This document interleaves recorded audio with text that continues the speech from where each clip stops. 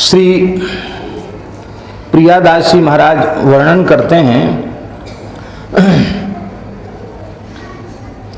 कि राजा मानसिंह उसने श्री स्वामी अग्रदेवाचार्य जी महाराज के तप, त्याग, वैराग्य, भजनानुराग, इन सब दिव्य गुणों का जब श्रवण किया तो उसके मन में बहुत आकर्षण जगा, बड़ी व्याकुलता हुई कि मैं श्री स्वामी अग्रदेवाचार्य जी महाराज का दर्शन करूं। और उसी समय राजा मानसिंह अपनी सेना के सहित जा रहे थे, क्योंकि आप सबको ज्ञात है मानसिंह सम्राट अकबर के प्रधान सेनापति भी थे। तो कोई लड़ाई थी, उस लड़ाई में वे जा रहे थे, बड़ी भारी फौज उनके साथ थी। देखो, इतिहास में कई चीजें ऐसी हैं जो इस प्रकार की हैं कि जल्दी समझ में नहीं आती। बहुत उत्तम पक्ष होता कि मानसिंह आदि राजा महाराणा प्रताप को समर्थन देते और देश उसी समय म्लेच्छों के आतंक से मुक्त हो जाता, लेकिन समय का फेर था, राजाओं की आपसी फूट वो कारण बन गई। एक तो ये बात है। दूसरी बात यह है कि मान सिंह ने यह फैसला क्यों किया कि हम अकबर से संधि करें और अकबर के प्रस्ताव को स्वीकार करें। यहां तक कि अपनी बहन जोधाबाई को भी अकबर को दे दिया।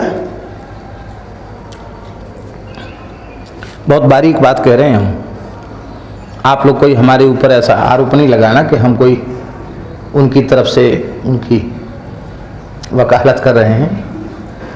सही बात है।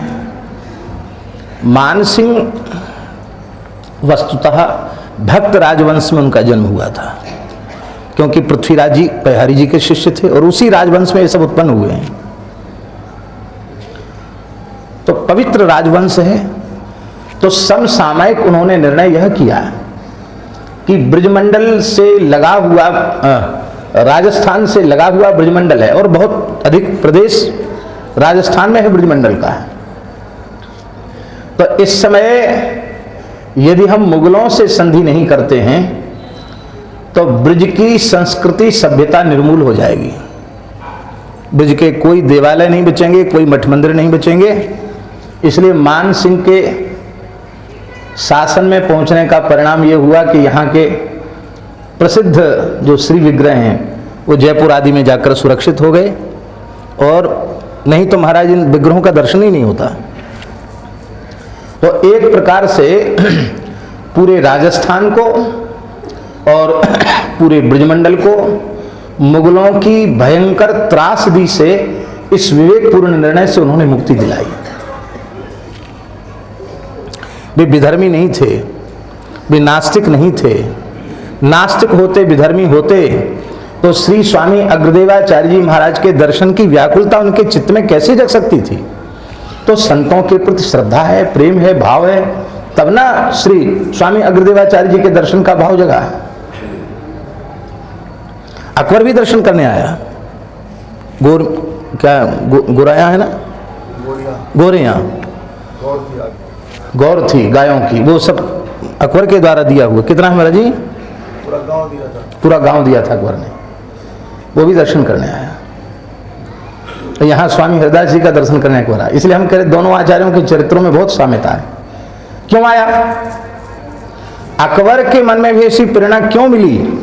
हमें ऐसा लगता है कि मानसिंह का जो संपर्क था, उस संपर्क के कारण ही अकबर के मन में हिंदू संतों के प्रति कुछ भावना जगी, और जरूर उसके द्वारा कुछ महिमा वो सुनता होगा, तब उसके मन में ये भाव जगा होगा कि हम आकर इनका दर्शन करें।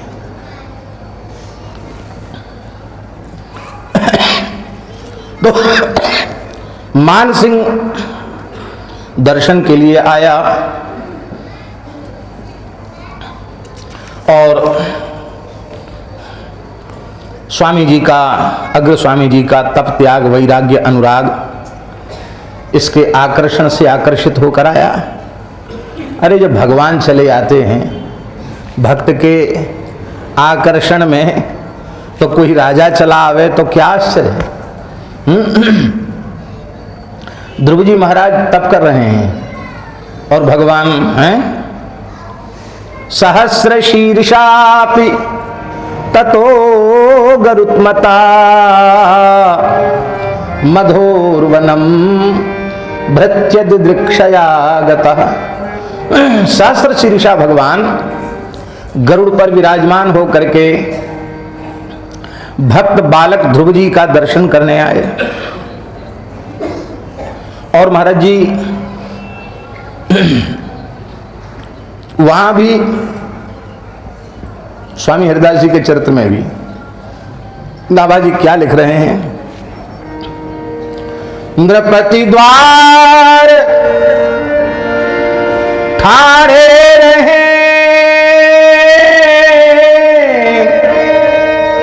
दर्शन आशा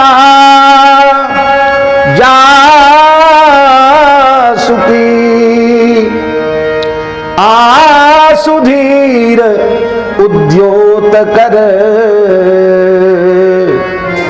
रसिक छाप हरिदास की। यहां भी महाराजा मान सिंह द्वार पर बैठे प्रतीक्षा कर रहे हैं श्री अग्र स्वामी जी कब आवें बाहर और हम उनका दर्शन करें।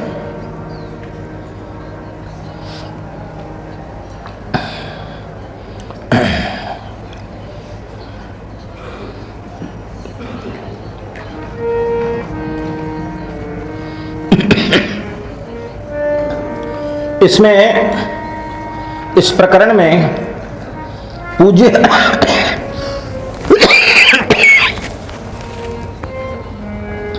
पंडित श्री जगन्नाथ प्रसाद भक्तमाली जी महाराज एक दृष्टांत देते थे। पंडित जी को उस दृष्टांत को महाराज जी ने इस टीका में व्याख्या में लिखा है। वो दृष्टांत देते थे कि संत मलूक दास जी के, ये पंडित जी का दिया हुआ दृष्टांत है, संत मलूक दास जी के प्रभाव को बढ़ते हुए देख करके औरंगजेब ने इनको कारागार में डाल दिया।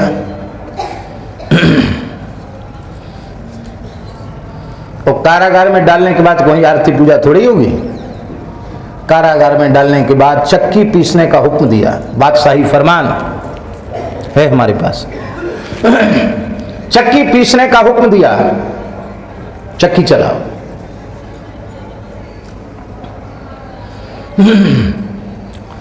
वहां और भी तमाम कैदी चक्की पीस रहे थे। उनमें कुछ संत भी थे जिनको पकड़ लिया गया था, चक्की वो भी पीस रहे थे, कठोर यातनाएं सहन कर रहे थे।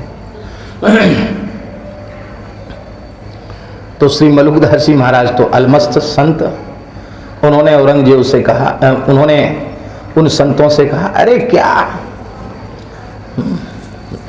संसार के दुनियादारी के लोग चक्की पीसे, हमको चक्की पीसने से क्या काम। तो दास मलुक का कह गए, सबके दाता राम, सब मिलके कीर्तन करो। अरे हमारा बादशाह तो भीतर बैठा है, जानकी वल्लभ लाल जी, ये बादशाह का हुक्म क्या करेगा। महाराज उनकी वाणी को सुनकर सब साधु कीर्तन करने लगे। अब जेल की चक्कियां बड़ी तेजी से अपने आप चलने लगी। इतनी जोर से चक्कियां चली कि उनकी इतनी भयंकर आवाज हुई कि पूरी दिल्ली डगमगाने लग गई, हाहाकार मच गई। इतना जोर का शब्द कहां से। लोगों ने कहा, महाराज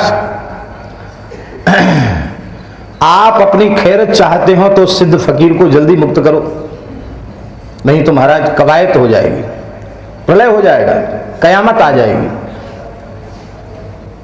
प्रलय हो जाएगा। तुरंत औरंगजेब ने अपने दूत को भेजा।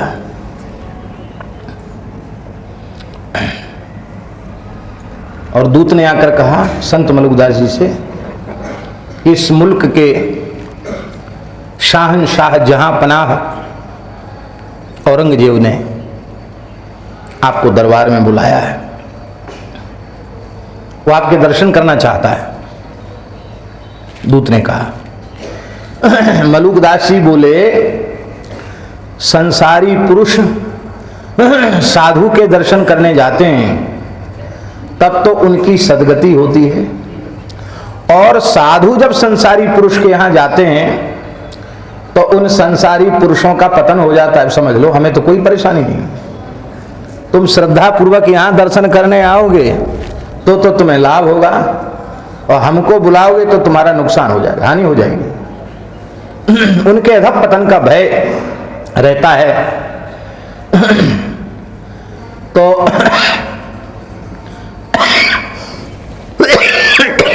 संतों का किसी के भी प्रति शत्रुता का भाव नहीं रहता। भले ही औरंगजेब दुष्ट है, पर हमारे हृदय में उसके प्रति शत्रुता का भाव नहीं है, तो हम औरंगजेब का अनिष्ट नहीं चाहते। हम किसी का नुकसान करने क्यों जाएं? दीवान गया और दीवान ने जाकर के औरंगजेब को मलुकदास जी का वक्तव्य सुनाया। ये सुनकर के औरंगजेब प्रसन्न हुआ और स्वयं दर्शन करने आया, सबको कारागार से मुक्त किया और चरणों में पड़कर क्षमा याचना की। क्षमा याचना ही नहीं की, महाराज जी विचित्र बात है, जिसने जीवन भर मठ मंदिर तोड़े उस औरंगजेब ने मलुकदास जी की जन्मभूमि कड़ा में प्रयाग के पास जो स्थान पूरा बनाया, वो औरंगजेब का बनाया हुआ स्थान है, पूरा मंदिर, और आज भी मुगल स्थापत्य कला उसमें दिखाई पड़ती है। औरंगजेब ने बनाया महाराज जी उनका स्थान, और 2 गांव की जागीर दी, जुंगी और सिराथूपुर। वो जागीर में उन 2 गांव में जमीन आज भी उस मठ की लगी हुई है, और ऐतिहासिक साक्ष्य इस बात के। तो संतों का प्रभाव बड़ा विलक्षण होता है। हम ये बात इसलिए कह रहे हैं कि मानसिंह सत्संग करते थे, इसलिए उनको यह बात पता थी कि अग्रस्वामी जी को संदेश भेजकर अपने यहां बुलवाना अच्छा नहीं है,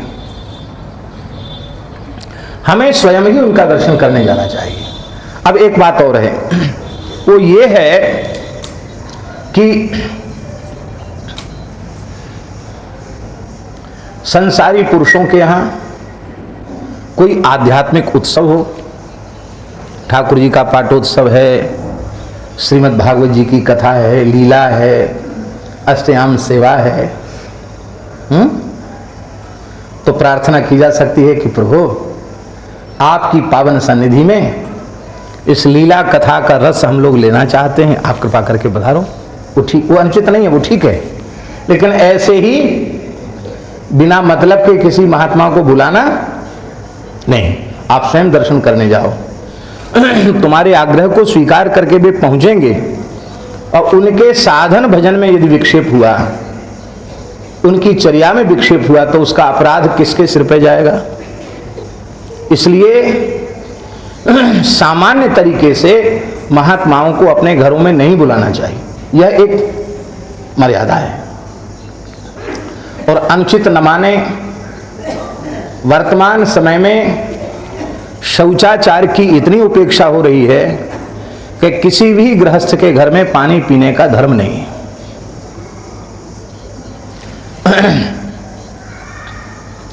अपवित्र अवस्था में माताएं रसोई घर में जाती हैं, रसोई भी बनाती हैं, आटा दाल चावल इसको भी स्पर्श करती हैं। अब वह पदार्थ न तो ठाकुर जी के भोग के योग्य रहा और ना ही किसी संत अतिथि को जिमाने के योग्य रहा। 4 दिन की जो मर्यादा है उसका पालन करने वाले कितने गृहस्थ हैं। और अब तो ज्यादा पढ़े लिखे बुद्धिमान ऐसे पैदा हो गए हैं वो कहते हैं ये कोई अशुद्धि नहीं है, ये तो स्वाभाविक शरीर का धर्म है, और खूब ठाकुर जी की सेवा करो और खूब रसोई बनाओ, चाहे जो कुछ करो। जो इतनी पवित्रता से रहते हैं कि ये सखरा है, ये निखरा है, इतनी बार मिट्टी से हाथ धोते हैं, जल और मिट्टी की पर्याप्त शुद्धि करते हैं, नल का पानी नहीं पीते हैं, उनके आचार विचार को आपने नष्ट किया, वो अपराध किसके सिर पे जाएगा? उन्हें हर समय भगवान की सेवा में रहना है, आपने उनका स्पर्श कर लिया, कितनी बार स्नान करेंगे वो? बात तो माननी नहीं है,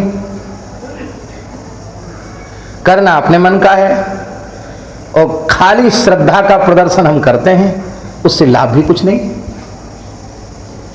अवश्य बुलाओ महात्माओं को अपने यहां, ठाकुर जी का उत्सव रखो और ऐसी मर्यादा रखो कि संत आकर आपके यहां पानी पी सकें। ऐसी मर्यादा नहीं पाल सकते तो मत बुलाओ, लाभ होगा। स्वामी संपूर्णानंद जी महाराज कहते थे कि लोग संपूर्णानंद को तो मानते हैं, संपूर्णानंद की नहीं मानते हैं। कहते संपूर्णानंद एक हाड़ मास का पुतला है, उसको लोगों ने संपूर्णानंद बता रखा है, उसको मानने से क्या लाभ होगा, मुर्दे को मानने से क्या लाभ होगा। वो कहते थे मुर्दे को मानने से क्या लाभ होगा, जो वाणी यहां से निकल रही है उसको मानो, तो काम बन जाएगा।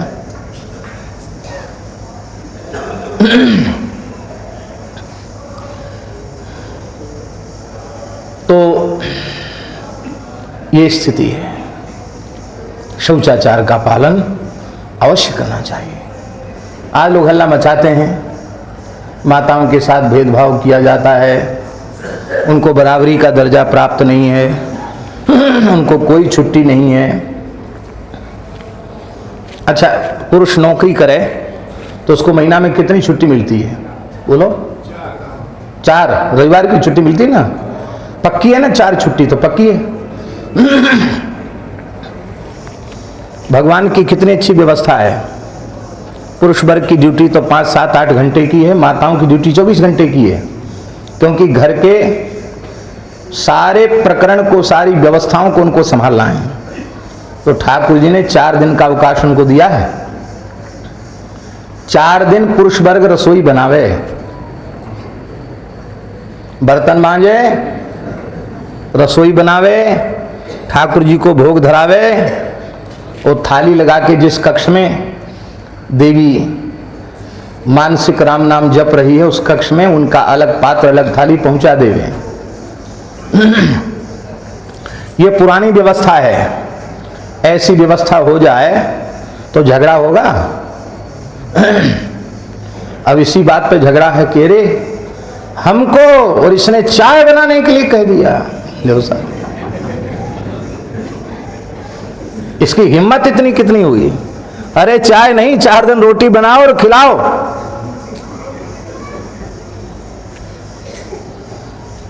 संयुक्त परिवार इसलिए अच्छे होते थे कि उनमें कई भाई हैं, इसकी पत्नियां हैं, सबके अशुद्ध अवस्था के समय अलग अलग होते हैं, तो जो शुद्ध अवस्था में वो बना दिया करती थी, बाकी उनको विश्राम, तो उनके उसरे पर वो बना दिया करती थी। पर जहां लोग हमसे पूछते हैं कि महाराज जी आप कथा में तो ऐसा कहते हैं, वहां नौकरी करते हैं, अकेले ही रहते हैं, वहां कोई दूसरा सहयोगी नहीं, हम क्या करें? ठाकुर जी को भोग कैसे लगावें?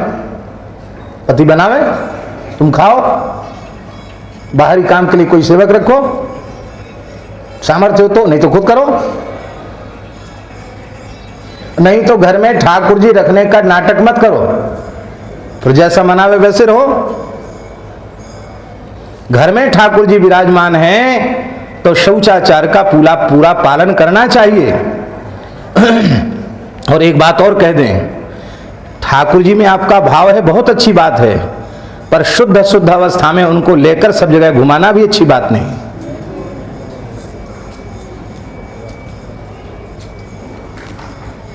है।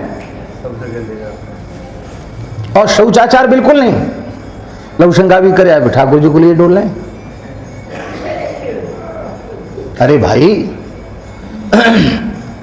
मलुकदास जी कहते हैं, जो तेरे घट प्रेम है जो तेरे घट प्रेम है तो कहीं कहीं का ही जनाब अंतर्यामी जानिए अंतर्गत को भाव। भजन कैसे करो?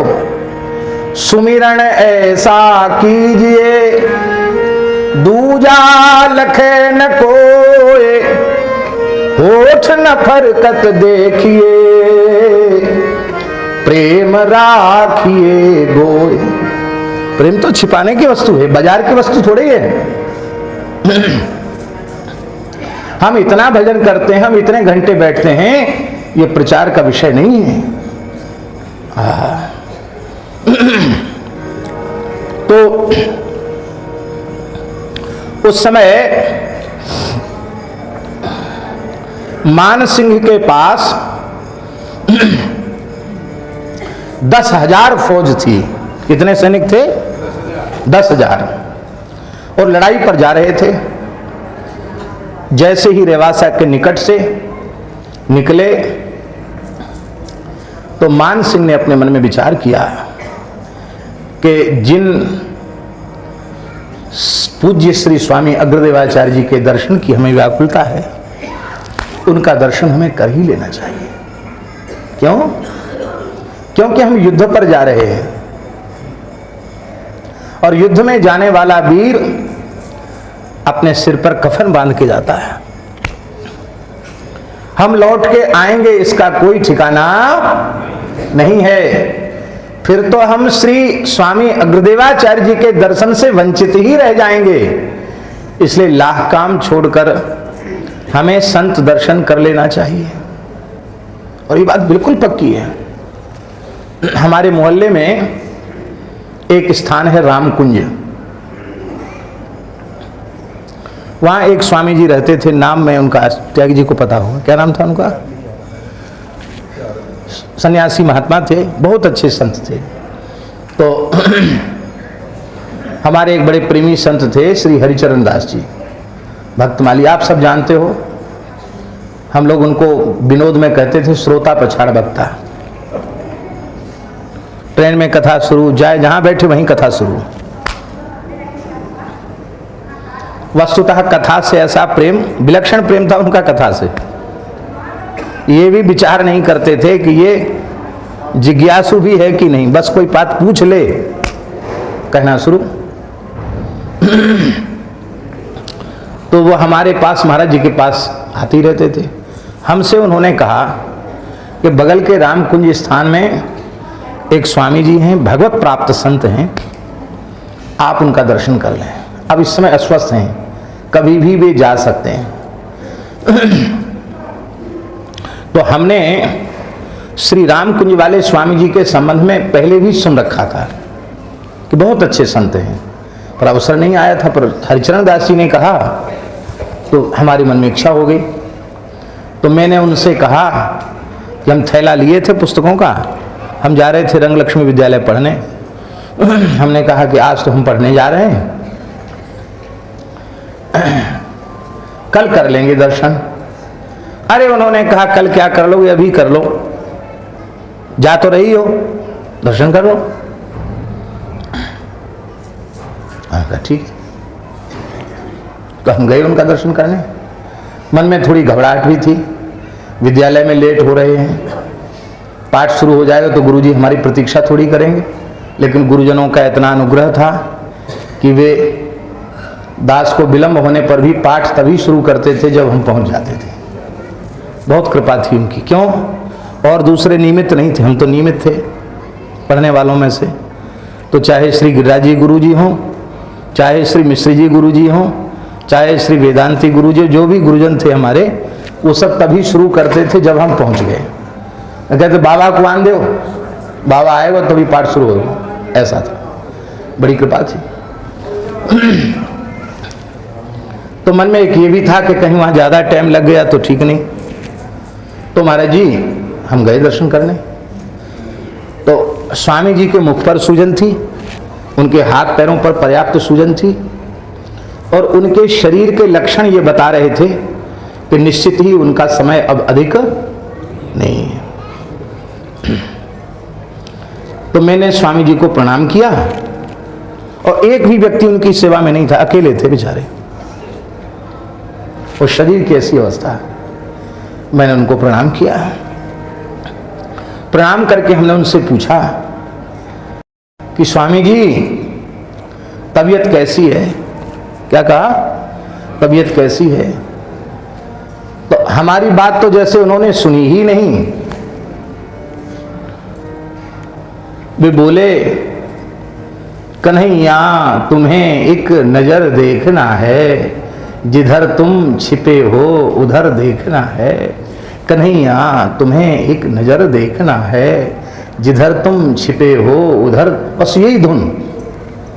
आश्चर्य, ऐसी अवस्था में शरीर की कोई सुध नहीं उनको। कन्हैया तुम्हें एक नजर देखना है, जिधर तुम छिपे हो उधर देखना है। तो हरिचरण दास जी ने पूछा, आपने कन्हैया को देखा? हाँ हाँ देखा, खूब। कैसे देखा? जैसे तुम लोगों को देख रहे हैं ऐसे देखा। और उन्होंने कहा कि यमुना जी के पुलिन पर महाराज का हमें प्रत्यक्ष दर्शन हुआ। एक बार देखा, कहते स्मरण नहीं कितनी बार देखा। तो फिर क्यों देखना है? हरिचरण दास जी तो मुंह लगे थे, पास में रहे उनके। बोले फिर क्यों देखना है? तो बोले देखने से मन थोड़ी ही भरता है। कन्हैया तुम्हें एक नजर देखना है, जिधर तुम छिपे हो उधर देखना है। कन्हैया तुम्हें एक नजर देखना है, जिधर तुम छिपे हो उधर देखना है। मन को इतना सुख मिला कि हम कह नहीं सकते। इसको कहते हैं देह से ऊपर उठी हुई अवस्था, देहातीत विदेहावस्था। बहुत मन आह्लादित हुआ, लेकिन द्विचित थे। रंगलक्ष्मी विद्यालय जाना था और वो तो वही कीर्तन कर रहे थे, कन्हैया तुम्हें एक नजर देखना है, जिधर तुम छिपे हो उधर देखना है। हरिचरण दास जी तो वहां बैठे रह गए और हम प्रणाम करके विद्यालय चले गए। दूसरे दिन फिर हम विद्यालय जा रहे थे तो मेरे मन में आया कि आज इसलिए थोड़ा जल्दी जा रहे हैं कि उनसे मिलते हुए जाएं। अच्छा लगा उनके पास जाने से। तो जैसे ही ये खाक चौक के आगे पागल बाबा लगा हुआ ना, इधर से जैसे ही ज्ञान गुदरी होते हुए हम जाते थे। हम पढ़ने जाते थे तो पूज्य महाराज जी ने ऐसी आज्ञा दे रखी थी कि इस ढंग से जाते थे कि हमारी वृंदावन की अंतर्गृही रोज हो जाए। तो आ जाएंगे सर। तो भैया जी जाने का क्रम ये था छात्रावस्था में कि यहां से चलते सुदामा कुटी रहते थे।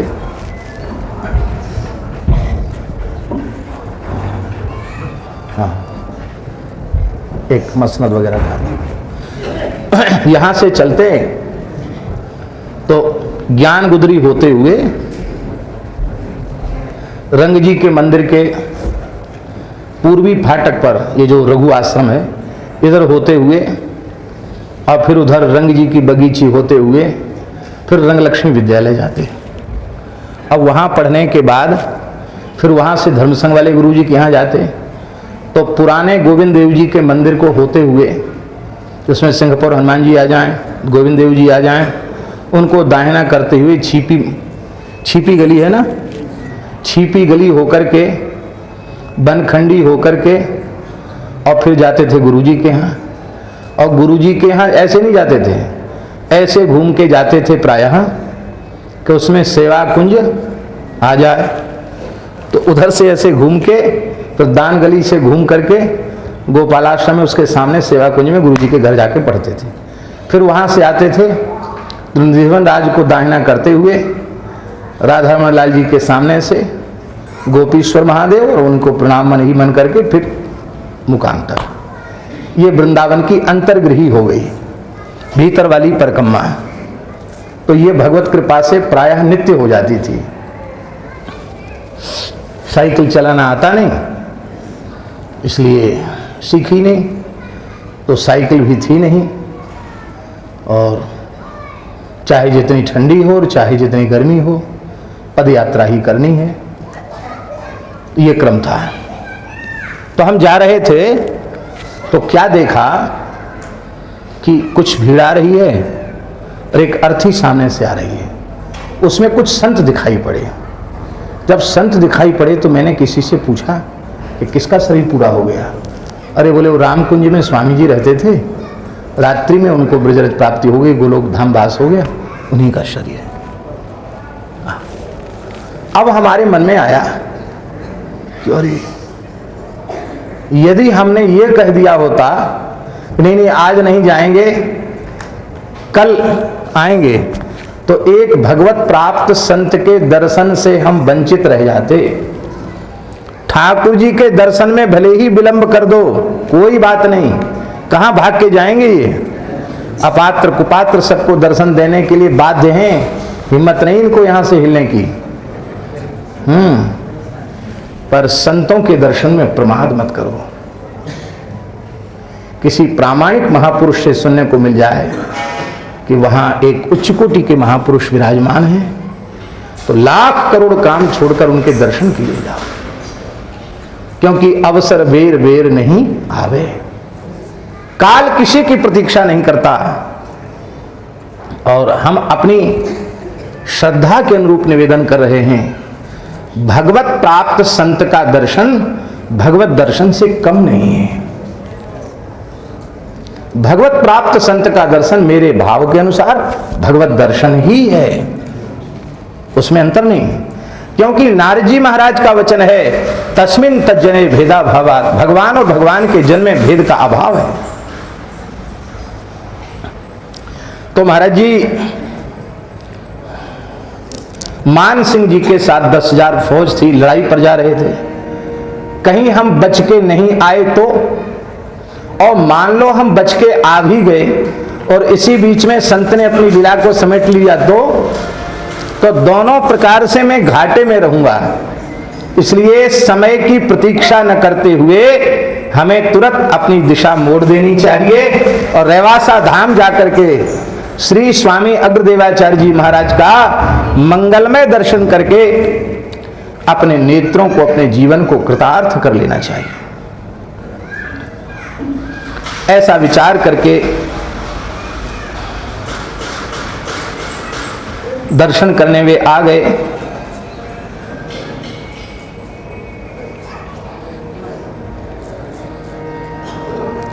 बोलो वृंदावन बिहारी श्री राम जय जय राम। श्री वृंदावन बिहारी लाल की, श्री निम्बार्क भगवान की। एक बहुत मंगलमयी सूचना है। आज श्री जानकी वल्लभ लाल जी के दरबार में निम्बार्क तीर्थ सलेमाबाद से आचार्य चरण वर्तमान श्री श्री जी महाराज कृपा पूर्वक पधार रहे हैं। कल ही उनको आना था, कल आना था ना, लेकिन वे कल किसी कारणवश नहीं आ सके। आज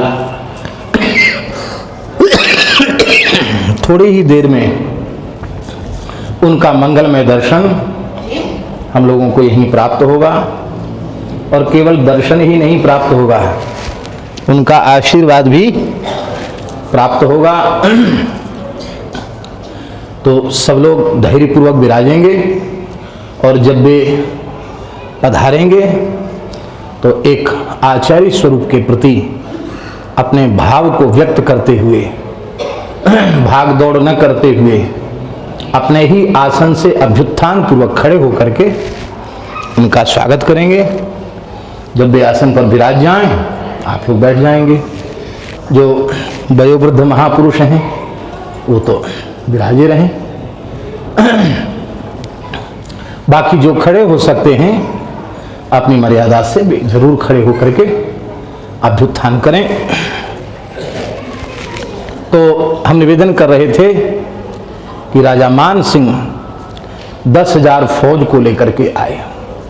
फौज को आश्रम की परिधि के थोड़ी दूर खड़ा कर दिया और स्वयं ही बड़ी विनम्रता से, बड़ी मर्यादा से, अपने को राजा मानकर नहीं, संतों का सेवक मानकर, इस भाव से, बड़ी विनम्रता से उन्होंने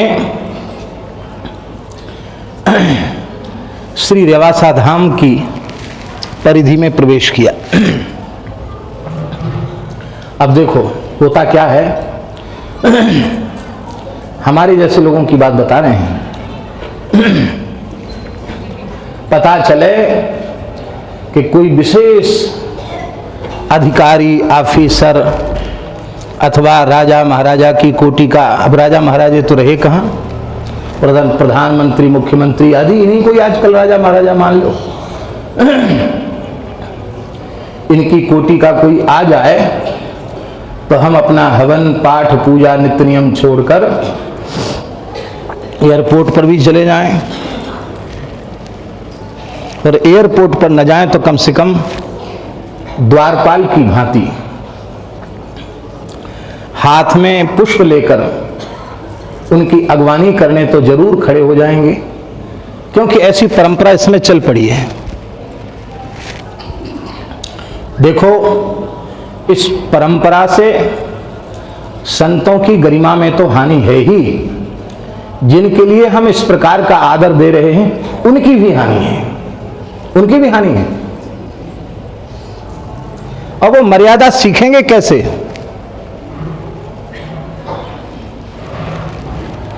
लेकिन ये सब बात ऐसी ही हो गई।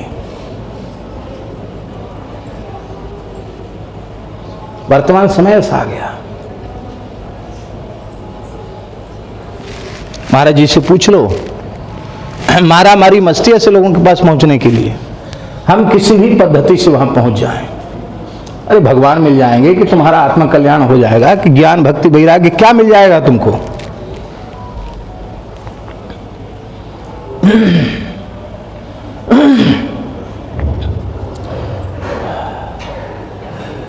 हम भीड़ भाड़ देखकर राजी होते हैं और संत भीड़ भाड़ देखकर अंतर्मुख हो जाते हैं। राजा मान सिंह आया है, यह बात श्री स्वामी अग्रदेवाचार्य जी से अज्ञात नहीं थी, वो जानते थे। लेकिन स्वामी जी श्री रामबाग श्री मनोरंजनी वाटिका से सोहनी सेवा करके, सूखे पत्तों को डलिया में भर करके अपने सिर पर रख करके भाव विह्वल होकर के श्री सीताराम श्री सीताराम श्री सीताराम युगल नाम का जप करते हुए, क्योंकि रसना निर्मल नाम मनहु वर्षत धारा था। आपको क्या कहें, सोहनी सेवा के बाद संत हाथ से उस भूमि को ऐसे ऐसे करते हैं। कोई छोटे से छोटा तिनका, कांटा, कंकड़ तो नहीं रह गया, क्योंकि युगल के श्री चरण अत्यंत सुकोमल हैं, उन्हें पीड़ा न पहुंच जाए। कोई गोखरू, कोई कांटा, कोई कंकड़ उनकी हथेली में चुभता है तो आनंद में भर जाते हैं, आहा हा प्रिया प्रीतम इस पीड़ा से आज बच गए। सब कुछ भाव की चीज है, भाव बिना नर फीको, भाव के बिना सब बेकार है। स्वामी जी झारी के पतुआ गए, बाहरी ले डारी बेको। आज महाराज जी हम लोग कुछ भी नहीं है, क्या बड़े हैं, पर कभी ठाकुर जी के सामने झाड़ू लगाने का मन करता है?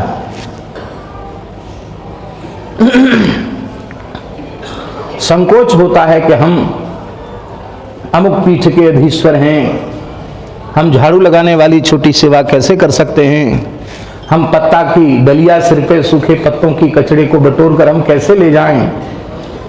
लेकिन ये आचार्यों की सीख है, कि ऐसे चाहे जितना बड़े हो जाओ, पर अपने आप को यही समझो, अयि नंद तनुज किंकरम पतितम माम विषमे भवाम बुधौ कृपया तब पाद पंकज स्थित धूली सदृशम विचिंतय। श्रीमन महाप्रभु जी कह रहे हैं, हे नंद कुमार, मैं आपका किंकर हूं, सेवक हूं। इस विषय रूपी विश्व सिंधु में पड़ा हुआ हूं, विषम भवा समुद्र में पड़ा हुआ हूं। आप कृपा करके अपने चरण कमल की धूली का एक कण मुझे स्वीकार कर लीजिए। यह है दैन्य, इस दैन्य के बिना सेवा नहीं बन सकती।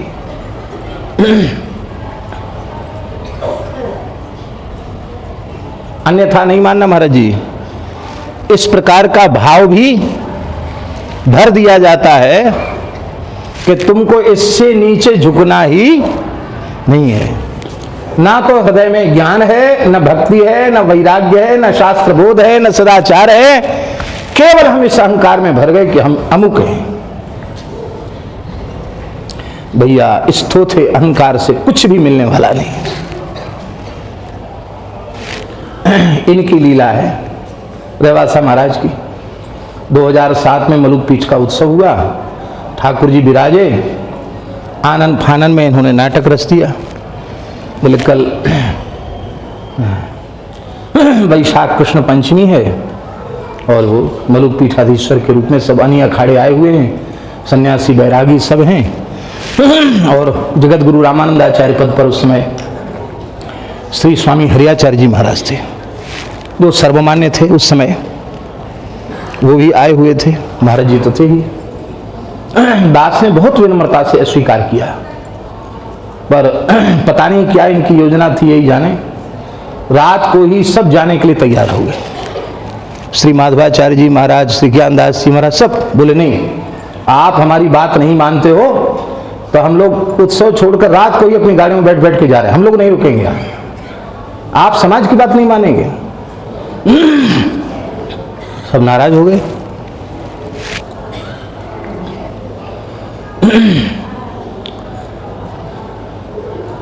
आखिर संतों की बात माननी पड़ी। महाराज जी तो कह के शायद यहीं चले आए होंगे, यहीं रुके थे आप, तो आप यहीं चले आए। इसके बाद उस समय अखाड़ा परिषद के अध्यक्ष श्री महंत ज्ञानदास जी महाराज थे, उन्होंने, और टीला गाद्याचार्य श्री स्वामी माधवाचार्य जी महाराज ने, उनने, और कुछ महापुरुष थे, उन्होंने बुलाया। बुला करके बोले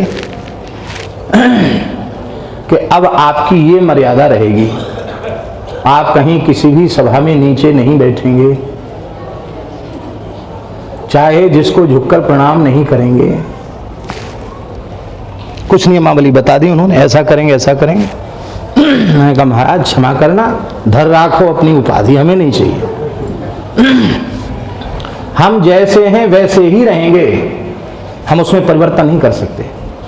फिर आपको बुरा लगे, हम तो किसी भी साधु के मस्तक पर तिलक है, गले में तुलसी है, उसके चरणों में साष्टांग प्रणाम करने में हमें कोई संकोच नहीं है। हम मलुक पीठाधीश्वर नहीं हैं, ठाकुर जी हैं, मलुकदास जी हैं, हम तो झाड़ूदार हैं स्थान के। झाड़ूदार भी नहीं है, झाड़ू कभी लगाते हो तो झाड़ूदार, पर कम से कम अपने को झाड़ूदार तो मानो। लेकिन हम अहंकार का त्याग नहीं कर पाते हैं। इसीलिए गौ संत महापुरुष, उनकी जैसी सेवा हमारे द्वारा बननी चाहिए वैसी सेवा महाराज जी नहीं बन पाती है। और इस अहंकार के कारण ही सारा जीवन भक्ति ज्ञान वैराग्य से शून्य रह जाता है। ये शिक्षा लो आचार्य के चरित्र से। राजा जिनके दर्शन करने आ रहा है, तमाम शिष्य प्रशिष्य जिनके निकट हैं, वे स्वयं झाड़ू लगा रहे हैं, पत्ते बीन रहे हैं और डलिया में भर करके उनको फेंकने जा रहे हैं। बाहर भीड़ देखी, ज्ञात हो गया कि राजा मान सिंह फौज के सहित आ गया। ये देखते ही आचार्य चरण श्री अग्रस्वामी जी महाराज वे तत्काल भीतर चले गए। सीमन रंजन रामबाग के अंदर जो सीमन रंजनी वाटिका अवस्थित है उसमें चले गए देखी भीड़ भार, उस भीड़ भाड़ को देखा तो रहे बैठिए रसाल हैं। ये निकुंज में बैठ गए, रज में ही बैठ गए। क्यों बैठे? इस भीड़ से विक्षेप नहीं हुआ। बोले रहे बैठिए रसाल हैं। ये तो रसाल हैं?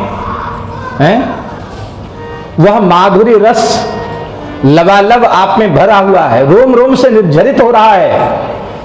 आपका रसमय विग्रह है। रसाल का अर्थ है आपका स्वरूप रसमय है, रसमय विग्रह है। बैठ गए।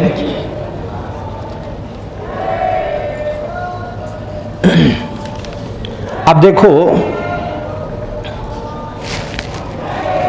मर्यादा।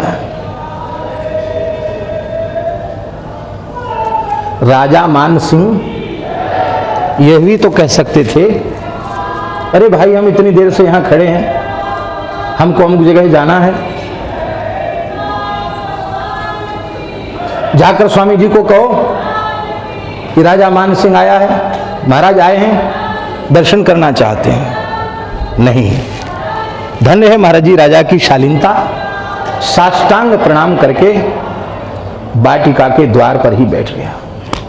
रामबाग के द्वार पर भूमि पर बैठ गया, बिना किसी आसन के।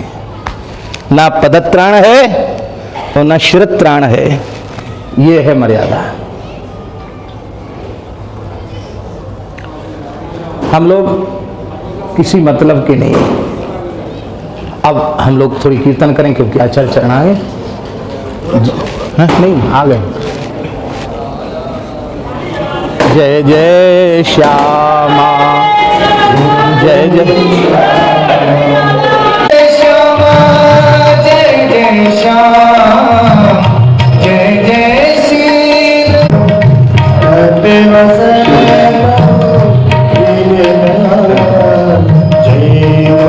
महाराज की सब संतन की जय। जय जय श्री राधे। जिनके मंगलमय दर्शन की प्रतीक्षा कल भी सबको रही और आज भी सबकी नजर इधर ही टिकी हुई थी कि कब आचार्य चरण श्री जी महाराज का मंगलमय दर्शन हम लोगों को प्राप्त हो। तो आज वह सौभाग्य की घड़ी हम सबके सामने उपस्थित है, जो पूज्य आचार्य चरण अपनी अहेतु की कृपा करुणा से यहाँ पधारे हैं। श्री रेवासा महाराज जिनकी पावन अध्यक्षता में ये सब कार्यक्रम चल रहा है, उनका विशेष अनुग्रह है। तो हम तो महाराज जी से याचना भी यही करते हैं कि शरणागत आश्रम में ऐसी ही देखरेख सदा सर्वदा आपकी बनी रहनी चाहिए।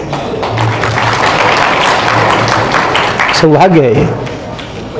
पूज्य पीपा पीठ के आचार्य चरण गागरोनगढ़ झालावाड़ वाले पूज्य त्यागी जी महाराज भी विराजे हैं। पूज्य श्री फट्टी बाबा महाराज तो क्या कहना। हम लोगों का सौभाग्य है कि इस दिव्य विभूति का दर्शन हम लोगों को हो रहा है।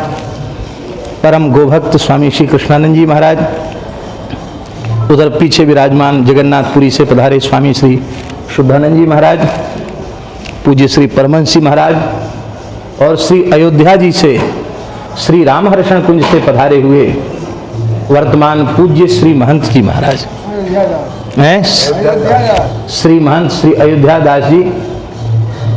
अब इनके सामने इनकी बढ़ाई करेंगे तो ये बहुत संकोच में गड़ जाएंगे। बाकी साधुता, सहजता, सरलता, विनम्रता की साक्षात प्रतिमूर्ति हैं। और ये हम सबका सौभाग्य है कि पंचरसाचार्य भगवत प्राप्त जीवन मुक्त आचार्य कोटि के महापुरुष श्रीमद स्वामी रामहर्षण दास जी महाराज की पवित्र पीठ पर उनकी परंपरा में श्री अयोध्या दास जी जैसे सहज सरल संत का मंगलमय दर्शन हमें प्राप्त हो रहा है। महाराज जी अयोध्या में सबसे प्रतिष्ठित स्थान है हर्षण कुंज। पूज्य हर्षण कुंज वाले महाराज जी इधर जो श्वेत वस्त्र में हैं, गौर वर्ण है, जिनके संबंध में दास ने एक छपे छंद लिखा था, कली पावन युग पुरुष श्री राम श्री हर्षण दास जी अवतरे, सदाचार श्रुति शास्त्र प्रकट जीवन दिखरायो, भक्ति ज्ञान वैराग्य रूप को सुलभ करायो, प्रेम रामायण विरचि सिद्धि निधि भाव दिखायो, नाम रूप लीला धाम निष्ठा स्वरूप बतरायो, पंचरसाचारी युग पुरुष श्री क्या है पंचरसाचार्य, ये क्या लिखा दिखाई नहीं पड़ रहा है, द्वितीय रामानंद अवतरे, कली पावन युग पुरुष श्री हर्षण दास जी। ऐसे लगता था मानो स्वयं श्री रामानंदाचार्य चरण एक विभूति से इस युग में इस रूप में आए। अद्भुत था, क्या कहना। जिनके पावन स्मरण से आज भी हृदय भर आता है प्रेम से, ऐसे महापुरुष, उनका जीवन चरित्र अवश्य साधकों को पढ़ना चाहिए। ऐसा दिव्य जीवन चरित्र है। तो इन सब दिव्य संत विभूतियों की मंगलमयी उपस्थिति नित्य प्रति हो रही है। रास बिहारी का अनुग्रह नित्य हो रहा है। और आज इस संपूर्ण उत्सव में जैसे उत्सव रूपी नैवेद्य जानकी वल्लभलाल जी के सामने धराया हो, अब ठाकुर जी आरोगे कैसे, तो उसमें तुलसी दल पधराने की आवश्यकता है।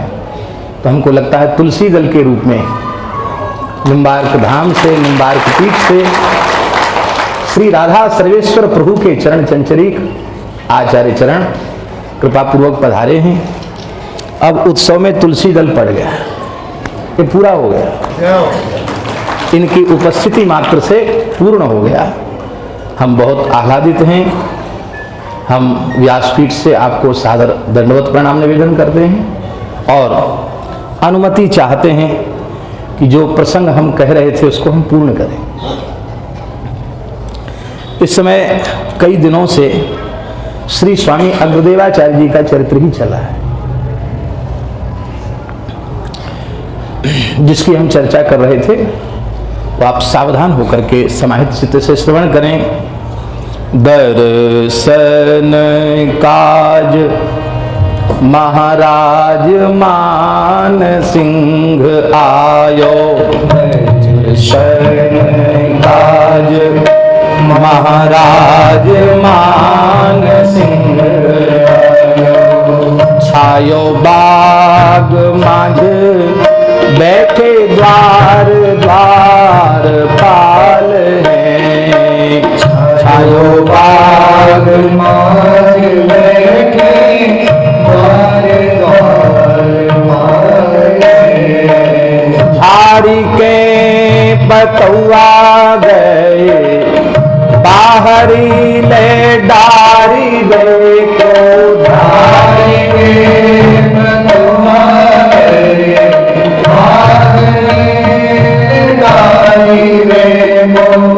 देखी भीड़ भार रहे बैठिए रसाल है, देखी भीड़ भार रहे बैठिए रसाल है, आए देखी नावायु में उठी सास टांग करी, आए देखी नावायु में उठी सास टांग करी, भरी जल आंखें चले असुअन जाल है, भरी जल आंखें चले असुअन जाल है, राजा मग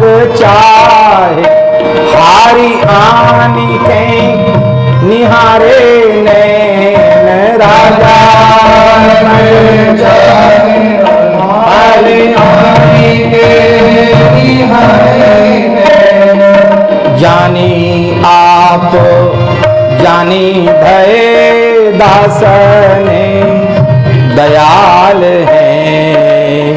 जानी आप जाने भय दासने दयाल हैं। दर्शन कार महाराज।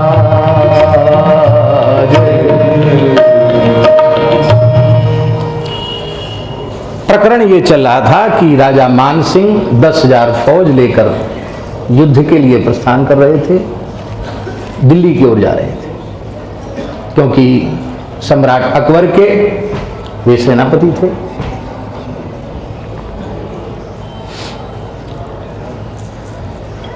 निकट ही रेवासा धाम। तो मन में विचार किया कि श्री स्वामी अग्रदेवाचार्य जी के तप, त्याग, वैराग्य, उनकी भक्ति और उनकी रसोपासना की बड़ी सुंदर सुंदर चर्चाएं साधु पुरुषों के द्वारा हमने सुनी है। मन में अभिलाषा तो थी कि आचार्य चरण का मंगलमय दर्शन हो, लेकिन बानक नहीं बन पाया। आज भी युद्ध की त्वरा थी और फौज चल पड़ती है तो बीच में कहीं रुकती नहीं। लेकिन मान सिंह ने अपने मन में विचार किया कि युद्ध करने जा रहे हैं, वीर युद्ध करने जाता है तो सिर पर कफन बांध कर जाता है। ये निश्चय कोई नहीं कर सकता कि हम विजयी होकर लौटेंगे ही, इसलिए काल की प्रतीक्षा न करते हुए हमें दर्शन कर लेना चाहिए। मान लो कथनचित हम विजयी होकर जीवित लौट भी आवें और इसी बीच में सत्पुरुष भगवत लीला में प्रवेश कर जाएं तो दोनों तरफ से हानि है। इसलिए संत दर्शन में, आचार्य दर्शन में प्रमाद नहीं करना चाहिए। इनके दर्शन में प्रमाद चलेगा, ये कहां भाग के जाएंगे? इनको तो आप सबने बांध रखा है। पर प्रियादास जी ने संतों के बारे में कहा है, संत हैं स्वतंत्र इन्हें कैसे करी राखिए। भगवत दर्शन का भाव, अनुराग बिना संत दर्शन के जागृत नहीं हो सकता है। ये चलते फिरते विग्रह हैं। नलकूर मणिग्रीव क्या कह रहे हैं?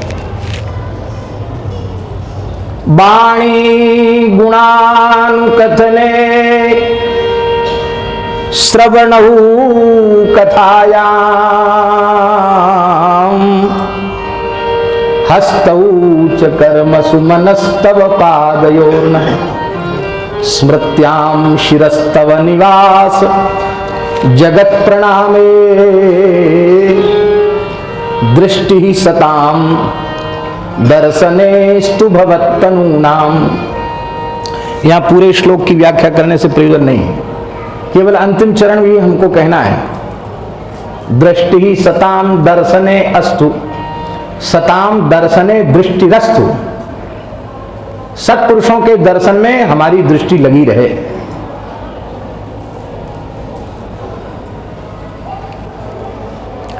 कीदृग्भूताम सताम दर्शने दृष्टिरस्तु, तो उसका उत्तर है भवत्तनूनाम सताम दर्शने दृष्टिरस्तु। भवत्तनूनाम सताम, भगवान का तनु है ये, भगवान का श्रीअंग है ये संत, भगवान के चलते फिरते स्वरूप हैं। इनका दर्शन करने में हमारी दृष्टि लगी रहे। ठाकुर जी ने कही, भले आदमी, हम सामने कितने मधुराति मधुर स्वरूप में कोटि कोटि कंदर्प दर्प दलन करने वाले अति मधुर स्वरूप में तुम्हारे सामने उखल से बंधे हुए प्रस्तुत हैं। मेरी इस मधुर झांकी का दर्शन निरंतर क्यों नहीं करना चाहते? इन फक्कड़ों के, इन रसिकों के, संतों के दर्शन से तुम्हें क्या मिल जाएगा? ये मांगना ये चाहिए था कि हे प्रभु आपकी ये मधुर छवि हमारे नेत्रों से ओझल न हो। पर ठाकुर जी के सामने ठाकुर जी के दर्शन की कामना न करके संत दर्शन की प्रार्थना की जा रही है, संत दर्शन की याचना की जा रही है। देखो एक बात कहें, संत दर्शन की महिमा समझ में आती ही नहीं है।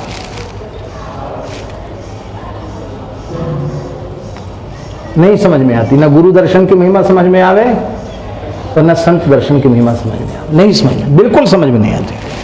कब तक? जब तक भगवत साक्षात्कार नहीं होगा। जब इसी शरीर से, इसी जीवन में, इन्हीं नेत्रों से युगल के नखशिख दर्शन का सौभाग्य किसी भाग्यशाली जीव को प्राप्त हो जाता है, उस समय उसका रोम रोम आनंद में भर जाता है। आंख से ही प्रेम धार नहीं बहती, रोम रोम से प्रेम झरता है और वह सोचता है करोड़ों करोड़ों कल्पों तक साधन करने के बाद भी ये सुख हमें प्राप्त हो सके ऐसी पात्रता हमारी नहीं थी। अमुक संत सदगुरु के दर्शन की ही महिमा है, आज ये सुख हमें मिल रहा है।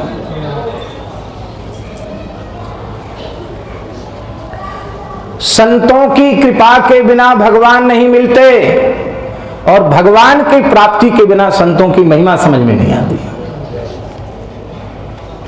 अन्योन्य आश्रय,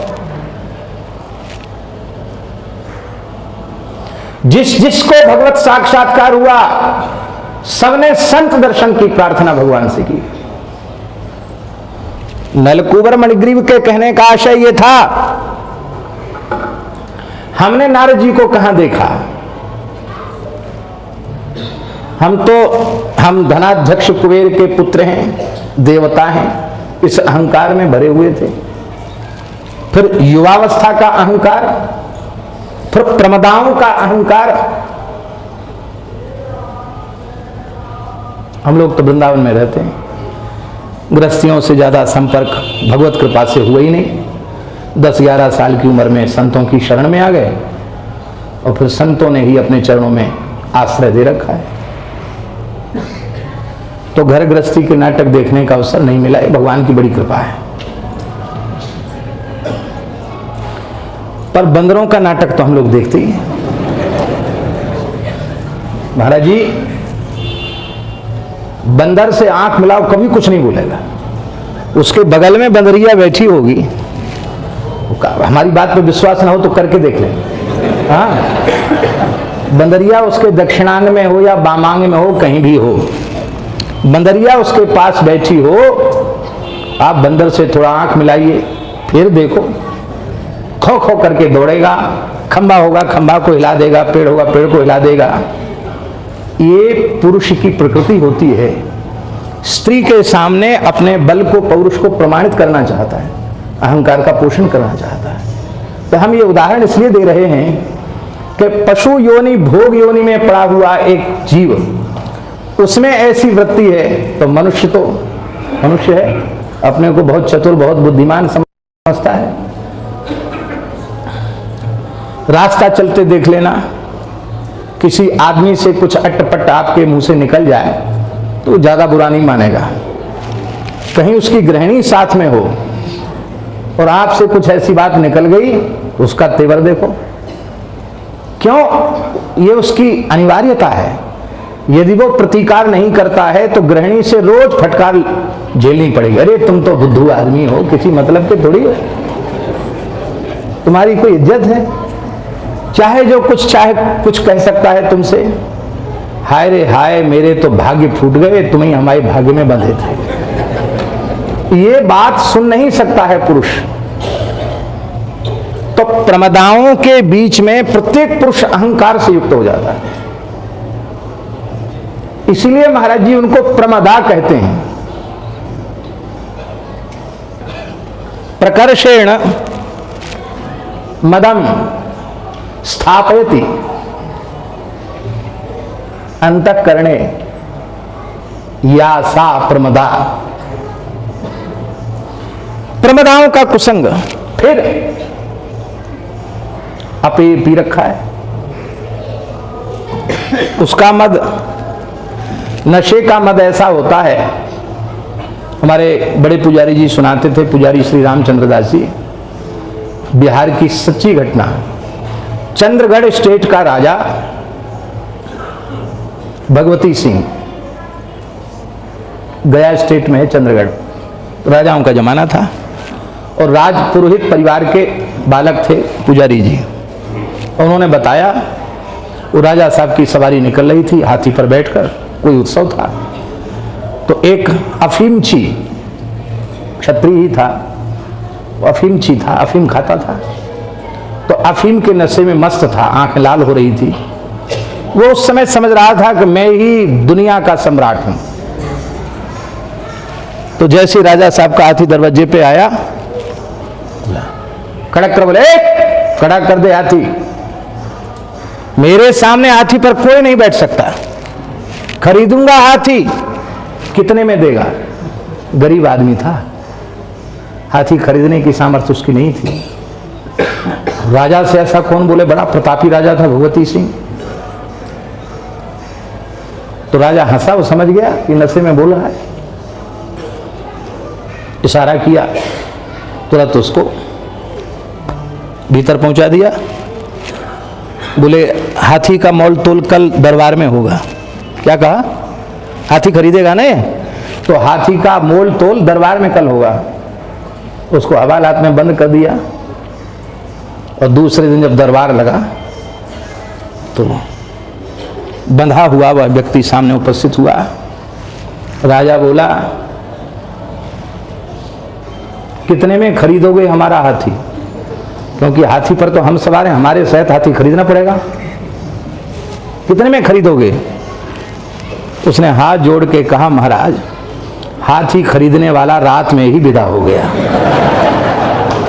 अब तो मैं गरीब आदमी हूं, क्षत्रिय हूं, आपकी प्रजा हूं, आप चाहो कृपा करके क्षमा करो, आप चाहो फांसी पे चढ़ाओ, आपकी इच्छा।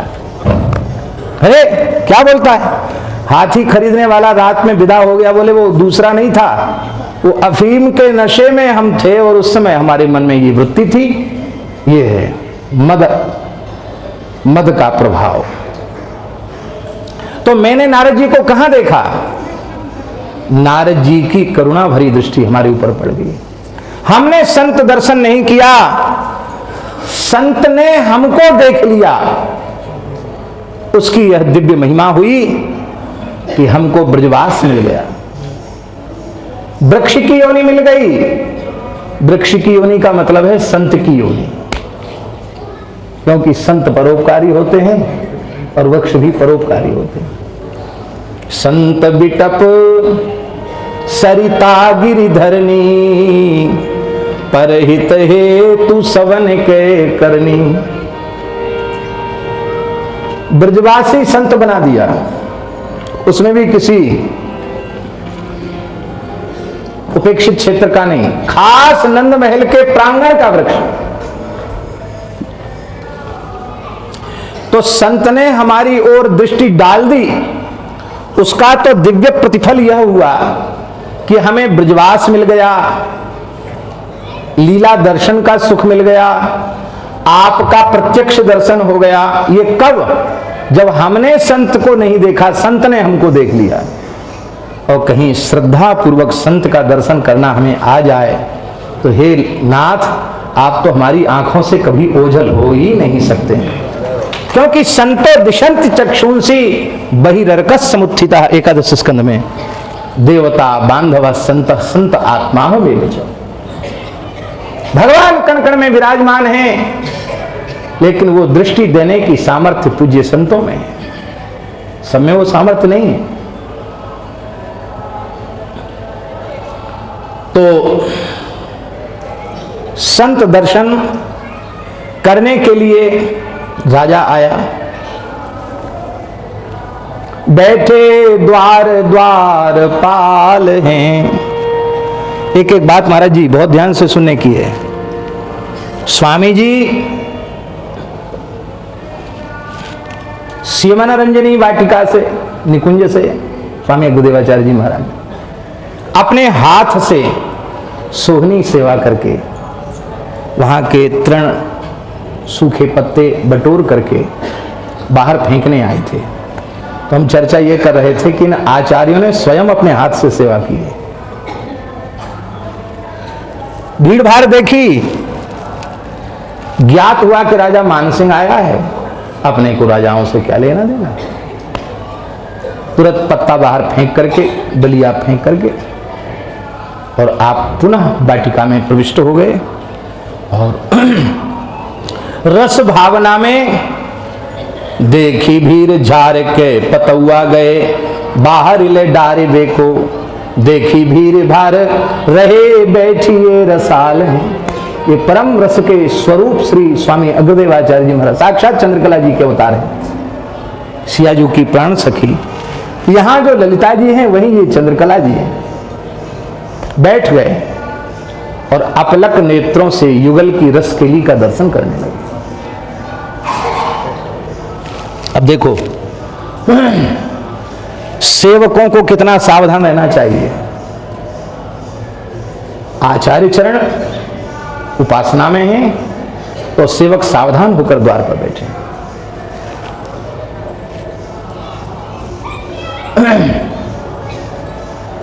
बैठते तो अभी हैं, पर होता क्या है कि हम द्वार पर बैठे हैं और कुंज बिहारी जी आ गए। एक उदाहरण दे रहा हूं, तो हम तुरंत इनके पास ले जाएंगे। क्यों? उनको पता है हमको तो प्रवेश है हर अवस्था में। चलो चलो चलो हम दर्शन कराते हैं। सेवक जब जिस सेवा में हो उस समय उसको सेवा में इतना सावधान रहना चाहिए कि आचार्यों की रसोपासना में विक्षेप न हो जाए। उपास्य की हमारे उपास्य आचार्य चरण हैं, गुरुदेव हैं, और हमारे उपास्य की उपासना में विक्षेप हो गया तो हमारे सेवक होने का क्या अर्थ रहा? हमारे उनके उपास्य वो हैं, पर हमारे उपास्य तो गुरुदेव हैं, आचार्य चरण हैं। उनकी उपासना में विक्षेप यदि हो गया तो हमारा सेवक होना व्यर्थ है। तो सेवकों का धर्म है आगंतुक का खूब प्रेम से आदर करें, मीठी भाषा में बोलकर उन्हें संतुष्ट करें। आप विराजे, यथा योग्य उनका सत्कार करें। दूसरे को नियुक्त कर दे, भाई आए हैं इनका समाधान करो, पर आचार्यों की उपासना में विक्षेप न करें। अपने धर्म से डिगे नहीं सेवक। और दर्शनार्थी को भी इतना धैर्य लेकर आना चाहिए, सामान्य नहीं, राजा महाराजा की कोटि का। स्वयं राजा मानसिंह है, कोई सामान्य बात नहीं थी। राजा मानसिंह आए हुए हैं, पर वो अपने राजा पना नहीं दिखा रहे हैं। अरे जाओ स्वामी जी को कह दो राजा मानसिंह महाराज पधारे हैं, कि नहीं। वे बहुत विनम्र भाव से धैर्यपूर्वक बैठे हैं। 10,000 फौज उनके साथ है, पर उसको दूर खड़ी कर दिया है, जिससे उनके शोरगुल से आचार्य चरण को विक्षेप न हो। ज्ञात हुआ आचार्य चरण निकुंज मंदिर में, निकुंज भवन में, श्री मनोरंजनी वाटिका में अपनी रसोपासना में डूबे हुए। तो राजा बिना सिरत्राण बिना पदत्राण के भूमि पर ही बैठ गया, राम राम करने लगा। बहुत देर हो गई। अब राजा द्विचित है, उसको तो जाना है युद्ध के लिए। बहुत देर हुआ तो द्विचित हुआ। तो उस समय श्री नाभा गोस्वामी जी महाराज प्रधान रूप से आचार्य चरण की सेवा में, वो पूरी श्रीवासा पीठ की सेवा व्यवस्था वही देख रहे हैं। राजा ने श्री नाभा जी को प्रणाम किया और प्रार्थना की कि यदि सहजता हो, संभव हो, तो आप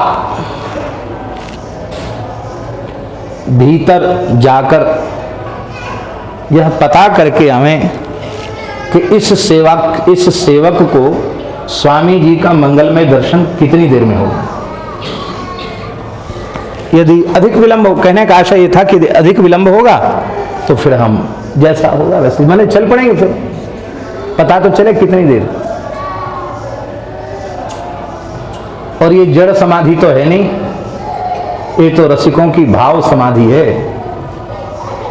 योगी आंख मूंद के समाधि लगाते हैं, पर श्री अवध मिथिला वृंदावन चित्रकूट के रसिक वे खुली आंखों से भाव समाधि लगाते हैं। अपलक नेत्रों से युगल के नित्य विहार का दर्शन करिए। अवलोकत रहे केली सखी सुख के अधिकारी। तो उस समाधि का काल निर्धारित नहीं है कि वो समाधि कितनी देर तक चलेगी।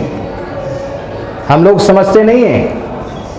महापुरुषों की भाव दशा आरंभ होने के बाद बहुत उत्तम पक्ष है कि हमें उन्हें छेड़ना नहीं चाहिए। उस समय उनके श्रीअंग की सर्वविध रक्षा का भार श्री ठाकुर जी का है। वे किस भाव साम्राज्य में हैं, हम उनको विक्षेप करें तो लोग घबरा जाते हैं। अरे महाराज जल्दी आओ, अनर्थ हो जाएगा, यूं हो गया त्यों हो गया। फिर अवज्ञा होती महापुरुषों की।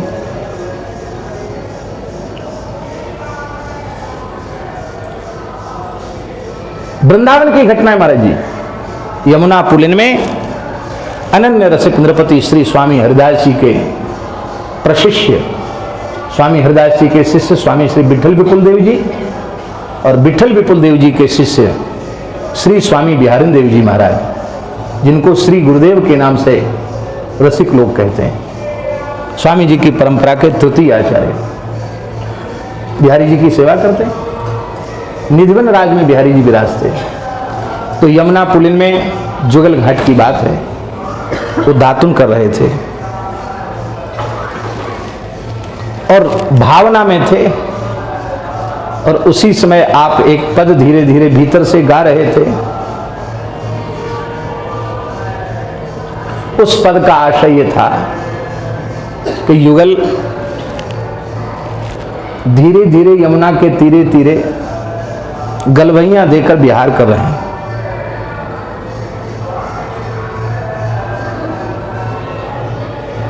युगल वर विहरत यमुना के तीरे तीरे।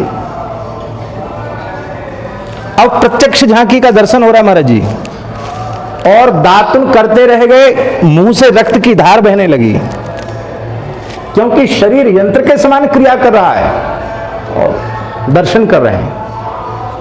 एक दिन दो दिन नहीं, 3 दिन 3 रात्रि व्यतीत हो गई, दातुन बंद नहीं हो रही है। इसको कहते हैं रसोपासना। इसलिए श्री स्वामी बिहारिन देव जी ने कहा, नित्य विहार नित्य सिद्धन को तू का एक मूड मुड़ावे। केवल मूड मुड़ाने से थोड़ी वो चीज मिल जाएगी। जो रस जो भाव देवताओं को दुर्लभ है, बड़े बड़े अमलात्मा विमलात्मा योगींद्र महामुनींद्र परमहंसों को दुर्लभ है।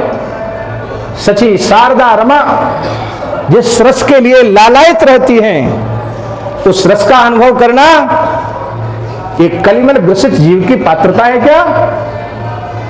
ये तो आचार्य कृपयैव सर्वम संपत्स्यते। ठीक है कि नहीं? आचार्य कृपा के बिना कुछ नहीं हो सकता। आचार्य कृपा उसी पर होती है जो निश्चल निष्कपट भाव से अपने आप को आचार्य चरणों में बेच देता है। अपना सुख उसका है ही नहीं, उनका सुख ही उसका सुख बन जाता है। ऐसे भाग्यशाली जीव पर कृपा हो जाती है, सब कुछ मिल जाता है। 3 दिन तक बिहारी जी बंद रहे। संतों ने उनकी भाव समाधि खोली। आप तो प्रेम में मूर्छित हो गए और फिर बिहारी जी की सेवा दूसरों को संभलाएगी। आपको होश ही नहीं रहता था। ये तो उस रस समाधि भाव समाधि का काल निर्धारित नहीं है। अब स्वामी श्री अग्रदेवाचार्य जी महाराज तो उसी रस सिंधु के मराल हैं, इसलिए वे तो भीतर बैठ गए और अपलक नेत्रों से युगल की रसकेली का दर्शन करने लगे। अब उसमें ये बिल्कुल विस्मृति हो गई कि बाहर कोई बैठा है, कोई आया है। वो भीड़ से बच के तो भीतर आए थे, और चला जाए, आया है तो चला जाए, अपने को क्या लेना देना।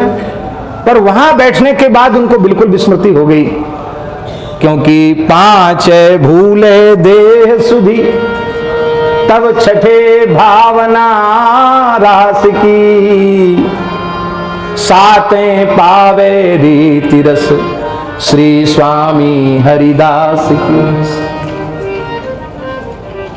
ये तो अवस्था है। अब महाराज जी क्या हुआ, राजा ने नाभाजी से कहा, तो देखो सबकी सब अवस्थाओं में प्रवेश करने की पात्रता नहीं होती है। अब पूज्य आचार्य चरण जिनकी साधुता, विद्वत्ता, सहजता, सरलता, विनम्रता, संत प्रीति, उसका साम्राज्य संपूर्ण वैष्णव जगत पर स्थापित था। हमने ऐसा कोई व्यक्ति नहीं देखा जो आपके श्री गुरुदेव भगवान, हम सबके परम श्रद्धेय पूज्य आचार्य चरण श्री जी महाराज, उनका नाम सुनते ही व्यक्ति नतमस्तक हो जाता था।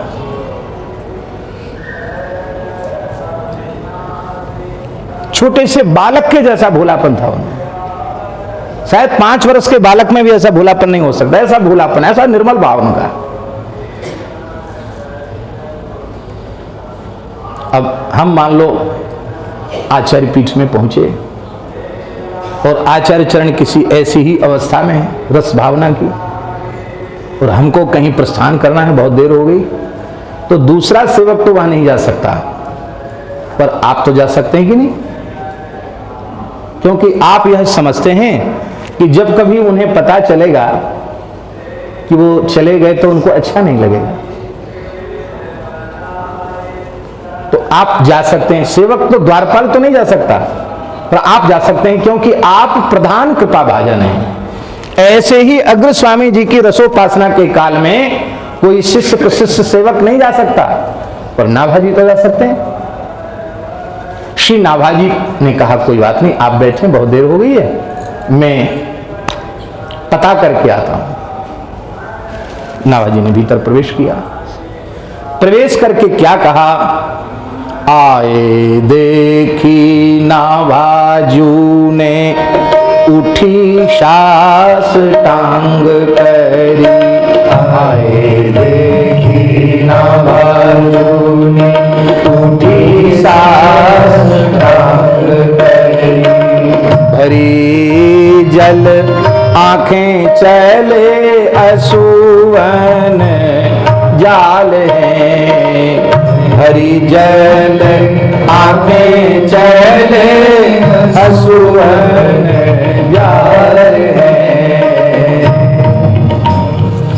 नाभाजी ने भीतर प्रवेश किया और आचार्य चरण को साष्टांग दंडवत किया। क्या देखा, आचार्य चरण के पलक झपक नहीं रहे, वे भाव समाधि में बैठे हैं।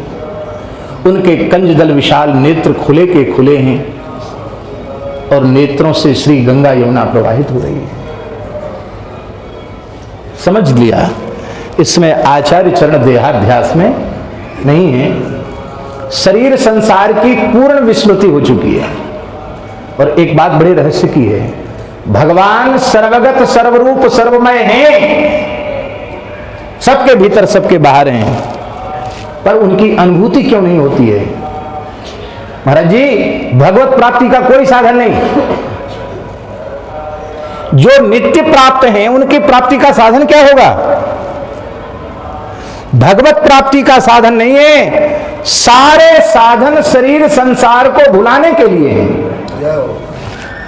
शरीर संसार की स्मृति ही युगल का दर्शन नहीं होने देती है। चाहे ज्ञान से या भगवत प्रेम से जैसे अध्यास निवृत्त होगा तो सर्वम विष्णुमयम जगत हो जाएगा और सर्वम खलविदम ब्रह्म हो जाएगा। जित देखो तित श्याममय हो जाएगा। ये अवस्था आनी चाहिए। अब देखो, जो पात्रता ये कहना अपराध है। जो कोटि आचार्य चरण की है, आचार्य चरण के अनुग्रह से उसी कोटि में, उसी कक्षा में विराजमान है नाभाजी। इसलिए श्री स्वामी भगवत रसिक देव जी महाराज कहते हैं, हम सो इन साधु सो पंगत, इस भक्त नामावली में वे कहते हैं, अग्रदास नाभादि सखिए सवे राम सीता की। तो महाराज जी नाभाजी भी सखी स्वरूप में, अग्र जी चंद्रकला हैं, तो नाभाजी कौन है बताइए महाराज जी। अग्र जी चंद्रकला हैं तो नाभाजी चारुशिला जी हैं, ये साक्षात चारुशिला जी हैं। ये सामान्य कोटि नहीं है। यहां ललिता विशाखा प्रधान हैं और हमारे अवध मिथिला के भाव में श्री चंद्रकला चारुशिला प्रधान, ये साक्षात चारुशिला जी हैं। तो जैसे ही नाभाजी उस रस साम्राज्य के भीतर प्रविष्ट हुए तो उनकी भी स्थिति वही हो गई, उनका भी देहास चला गया। भरी जल आंखें चले असुवन जाल, दंडोत करके वो भी बैठ गए, उनके भी अश्रुधार बहने लगी। वो ही युगल की रसकेली का दर्शन करने लगे।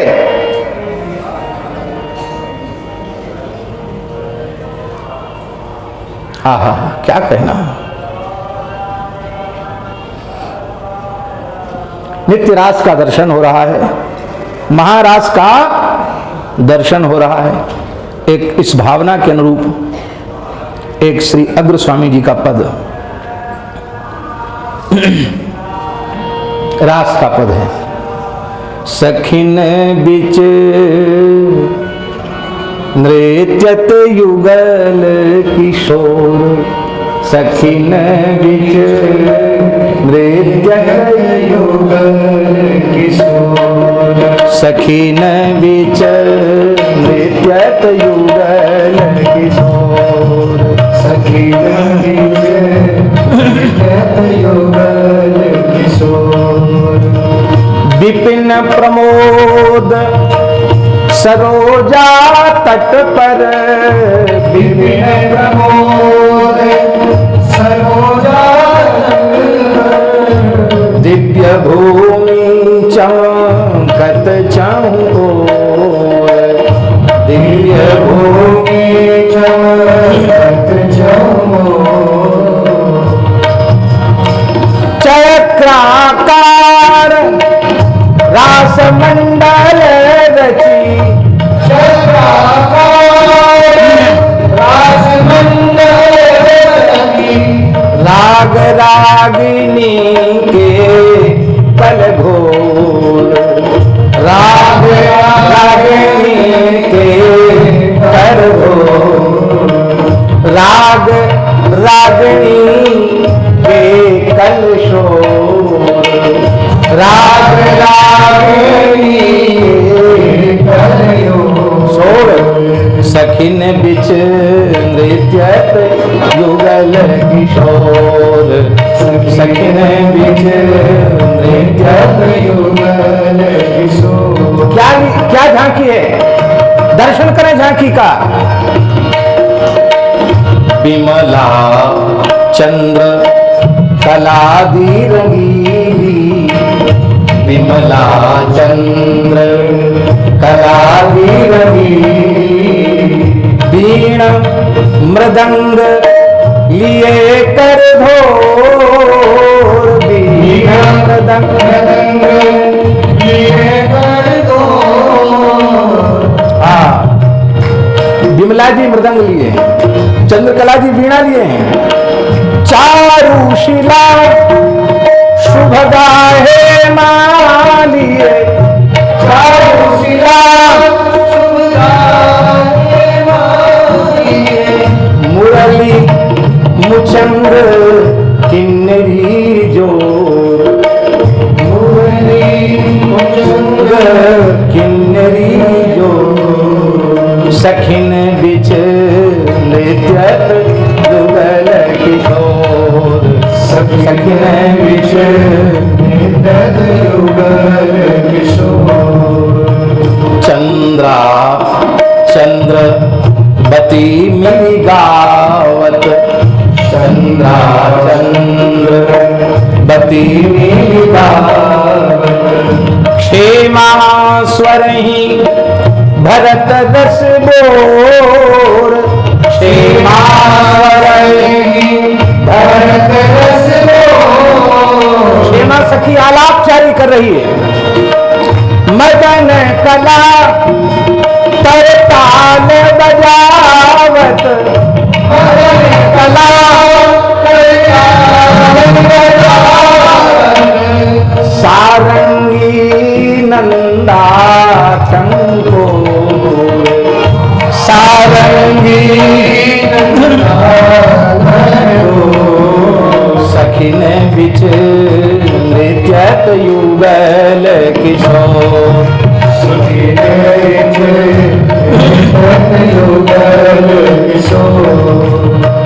पिय सिर सुभग सुक्रीट विराजत, पिय सिर सुभग सुक्रीट विराजत, चंद्रिका सीता के सिररोर, चंद्रिका दर्शन करे सीता के सिररोर, चंद्रहार प्यारी उड़ चमकत, चंद्रहार प्यारी उड़ चमकत, पिय उड़ मोतिन माल उजोर, पिय उड़ मोतिन माल उजोर, सखी न बिच नृत्यत युगल किशोर, सखी न बिच नृत्यत युगल किशोर। कोटि कोटि कैसे नहीं बरबर, कोटि कोटि रति काम विमोहन, कोटि कोटि रति काम विमोहन, नटवर देश श्याम अरु गोर, नटवर देश श्याम अरु गोर, रूप माधुरी कहीं ना पड़त है, रूप माधुरी कहीं ना पड़त है, अंग अंग छबकी उठत हिलोर, अंग अंग छबकी उठत हिलोर, सखी ने बिच नृत्यत युगल किशोर, सखी ने बिच नृत्यत युगल किशोर। कर से कर दो मिली धारे, कर से कर दो मिली धारे, नैनन शैन चलत दूर, नैनन शैन चलत दूर, कवहु अधर रस पियत परस्पर, कवहु अधर रस पियत परस्पर, पिय के भाव प्यारी निज बोल, पिय के भाव प्यारी निज बोल। अंतिम चरण, दो रस सिंधु मगन रस लंपट, दो रस सिंधु दोनों अपने रस में डूब गए, रस लंपट, इतना बढ़िया संबोधन है रस लंपट।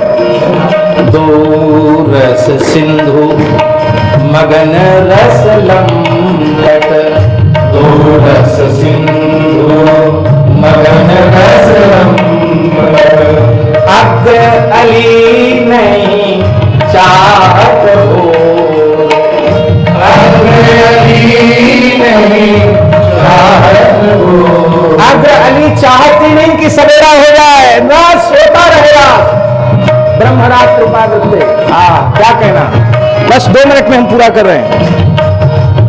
हाँ नावाजी की भी वही अवस्था, कोई बैठ गए उनको भी वही लीला का दर्शन। महाराज जी व्यवधान क्या है? विजातीयत्वम व्यवधानत्वम, विजातीयत्वम व्यवधानत्वम। विजातीय द्रव्य आता है तो व्यवधान उपस्थित होता है, सजातीय से व्यवधान नहीं होता है। हमारी अंतःकरण की जो स्थिति है, उस अंतःकरण की स्थिति के अनुरूप कोई व्यक्ति हमारे निकट रहेगा, हमको विक्षेप नहीं होगा। लेकिन हमारे अंतःकरण की स्थिति से विपरीत व्यक्ति हमारे निकट होगा तो सेवा तो कम करेगा, दुखी ज्यादा करेगा, विक्षेप उत्पन्न करेगा। अब नाभाजी भी उसी कोटि के हैं, वो भी डूब गए। राजा ने कही अच्छी रही, गुरुजी तो बैठे के बैठे हैं और चेला जी भी लौट के नहीं आए। तो राजा ने बड़ी विनम्रता से जो द्वार पर संत थे उनको कहा, आपकी अनुमति हो तो। अब राजा को कौन मना करे? बोले महाराज जैसी आपकी इच्छा। राजा साहब भीतर गए। जैसे भीतर गए तो देखा कि दोनों रो रहे हैं, ब्रज में ही बैठे हैं गुरु शिष्य, दोनों के अपलक नेत्रों से सुधार बह रही है। अब देखो राजा उस कोटि का नहीं है, पर राजा ने जैसे उस रसोपासना की परिधि में प्रवेश किया, राजा के महाराज उस रजोगुणी व्यक्ति के रोमांच हो गया, उसका भी गला भराया, उसके भी नेत्र भराए और अपने आप को धिक्कारने लगा। करोड़ों करोड़ों बादशाहों की बादशाहियत इस आनंद की स्थिति के आगे धूल है, क्या है? कुछ नहीं। किस बात के हम राजा हैं? ये महापुरुष, इनका जीवन। पर राजा को कुछ नहीं दिख रहा है, क्यों? उसकी योग्यता नहीं है। तो जैसे ही रजोगुणी व्यक्ति आया कि अब व्यवधान हुआ, तो नाभाजी बाह्य दशा में आए, फिर श्री स्वामी अग्रदेवाचार्य जी बाह्य दशा में आए। अब राजा ने पुनः साष्टांग किया तो स्वामी जी का हाथ नाभाजी ने पकड़ लिया, क्योंकि उस समय वो उस अवस्था में थे, अभी पूरी तरह बाह्य दशा में नहीं आए थे। आचार्य चरण का संकेत पाया कि हमको अब बाहर ले चलो। श्री मनोरंजनी वाटिका से बाहर आए, आचार्य चरण आसन पर विराजे, लेकिन अभी उसी खुमारी में है। खुमारी जानते हैं? उसी खुमारी में है। नाम खुमारी नानका चढ़ी रहे दिन रैन, उसी खुमारी में है। और उस खुमारी में है तो अब फिर भीतर जाना चाहते हैं, बाहर नहीं बैठना चाहते हैं, जबरदस्ती लाया गया है। अब फिर भीतर जाना चाहते हैं, जाएं तो तब ये जब जावे, हमारे कहते हैं पनवेश्वरों पधारे तो सही। हमारे पूज्य पहाड़ी बाबा महाराज, कोई कहता कि महाराज जी आज्ञा हो चले जाए, एक मिनट नहीं कभी नहीं कहते थे कि रुक जा, वाह बहुत अच्छा, जा जा जा, अभी जा, चले जा। और मान लो 2 दिन से ज्यादा कोई रुक गया तो कहते क्यों रे, तेरे घर में कोई काम धंधा नहीं है? बदमाश साला यहाँ पड़ा हुआ है, हाँ टुकड़े तोड़ रहा है यहाँ, बक दुनिया साली दुनिया, ऐसे बोलते त्यागी तपस्वी महात्मा थे। 2 दिन के बाद तो भगा ही देते। भीड़ गई तो आनंद आ गया, ज्यादा भीड़ भाड़ पसंद नहीं करते। तो आपको हम भेजना चाहते हैं जल्दी, तो संकेत बताएं महात्माओं का। लाओ लाओ अमुकदास केशवदास, लाओ प्रसाद, लाओ प्रसाद दो उनको। प्रसाद देने का मतलब है पधारो। तो स्वामी अग्रदेवाचार्य जी ने नाभाजी से संकेत में कहा प्रसाद लेके आओ। महाराज जी उस समय प्रसाद में और तो कुछ उपलब्ध नहीं था, प्रसाद में महाराज जी केला ही उपलब्ध थे।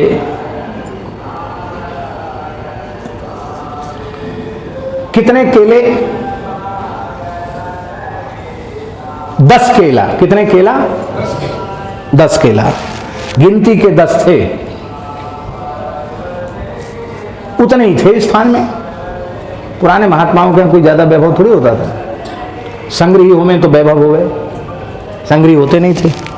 तो 10 केला सामने रखे। अब महाराज जी 10,000 की तो फौज है, और सवेरे आए, सवेरे का शाम होने वाली है, सब भूखे प्यासे भी बैठे हैं।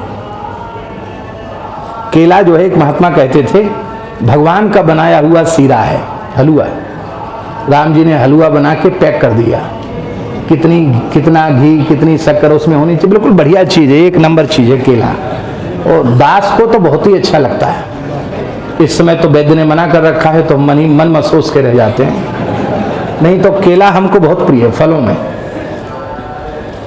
तो 10 केला उपस्थित किए। श्री अग्रदेवाचार्य जी ने उन केलों को अपने हाथ से उठाया, स्पर्श कर दिया और अपने शिष्य नाभा जी को दे दिया। बोले सबको बांट दो। क्या कहा? सबको बांट दो। नाभा जी ने 10 केला मान सिंह को दिए। कितने केले? 10 ही थे।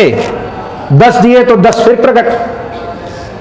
फिर मंत्री संतरी जंत्री सबको दिए। फिर एक सैनिक एक एक करके सैनिक आया, 10,000 सैनिकों को 10-10 केले दे दिए राजा सहित। फिर स्थान में तमाम लोग थे वो सब आए, सबको 10-10 केला। रेवासा गांव वहां के लोग भी आए, अरे महाराज चमत्कार हो गया। फिर वो भी भीड़ लग गई, सबको 10-10 केला। और सबको 10-10 केला देने के बाद भी 10 केला बच गए। और फिर आचार्य चरणों में रख दिया और रख करके कहा महाराज और कोई आवेगा वाकू मिलेगा। बोलो भक्तवत्सल भगवान की। राजा ने प्रत्यक्ष महिमा देखी, साष्टांग प्रणाम किया, कृतार्थ होकर चला गया। ऐसा अग्रदेवाचार्य जी महाराज का मंगलमय चरित्र है। बहुत भाव है, बहुत रस है। हम शुष्क हृदय की व्यक्ति क्या कह सकते हैं। पहले हम कह चुके हैं, सदैव निकुंज प्रवेश किया है आचार्य चरण ने, देह त्याग नहीं किया।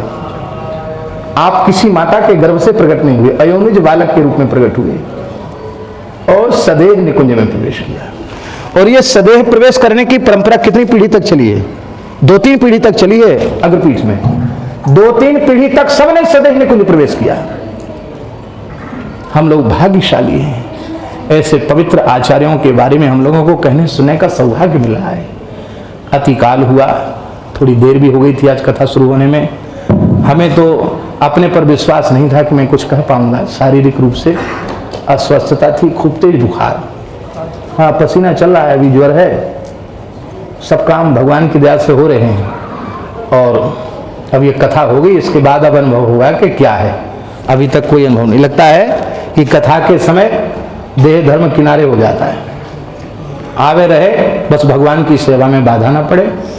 हमने ठीक से जानकी वल्लभलाल जी की सेवा नहीं कर पाई, इसके लिए हम क्षमा प्रार्थी हैं। श्री रेवासा महाराज, श्री भक्तमाली बिहारी दास जी महाराज, सब संत अपना ही सेवक मानकर किसी भी अपराध को क्षमा करें।